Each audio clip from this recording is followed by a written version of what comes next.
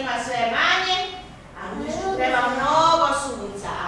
Na jesen nema tako mnogo i lišće postaje žuto, i Dunav je naš vetar severac i oduvar. Tako, sad mi da ponovimo našu ovu pesmicu, koju smo vi ćete da pokazujete. Ustani. Ustani.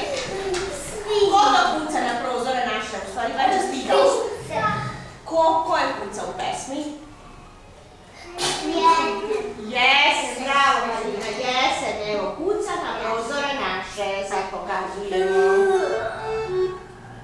Ajmo, 3, 4. Jesen, nebo kuca na prozore naše, drveće radoji na nama naše.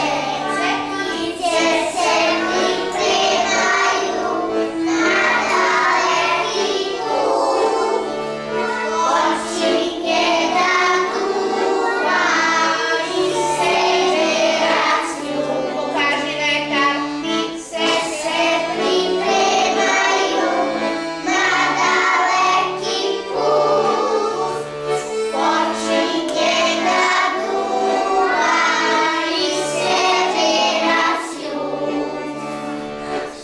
Bravo!